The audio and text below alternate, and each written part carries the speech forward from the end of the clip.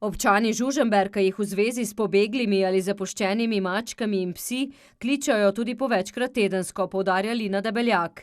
Na problematiko so občino že večkrat opozorili, a učinka ni bilo. O tem smo tudi obvestili inšpektorat, se pravi Upravo za varno hrano, veterinarstvo in varstvo rastlin. Zdaj pa čakamo. Mi ne moremo pomagati, ker nimamo s čim, nimamo kadra, nimamo prostora in konec koncev tudi ne smemo. Gre za ustvarjanje neke javne napetosti s strani nekih aktivist iz Novega mesta, ki pač razmišljajo, kako razmišljajo, ne pridejo pa si pogledati dejansko stanje. Dodaja, da morajo na občini zagotavljati smotrno in namensko porabo proračunskega denarja. V zadnjih letih smo za zapuščene živali namenjali 16.000 evrov, za enkratne denarne pomoči, ki jih pa potrjuje predhodno Center za socialno delo, se pravi za nakup osnovnih življenjskih potrebščin, konkretno za ljudi, pa je bilo namenjenih 6.000 evrov.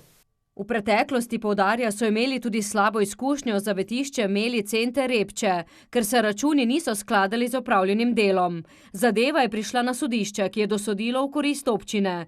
V Žužemberku so nato začeli sofinancirati kastracije in sterilizacije lastniških mačk. Sodelujejo tudi z zavetiščem Turk. Občina ima trenutno v proračunu za namen prostoživečih oziroma za namen zapuščenih živali oziroma tudi kastracije in sterilizacije namenjenih 6.000 evrov, pri čemer 3.000 evrov namenjamo za kastracije in sterilizacije lastniških mačk, 3.000 evrov pa imamo namenjenih za zagotavljanje javne službe izvajanja zavetišča za leto 2023. V novomeškem društvu so še navedli, da tudi straška občina ni obnovila pogodbe z zavetiščem, ki je potekla spomladi 2022.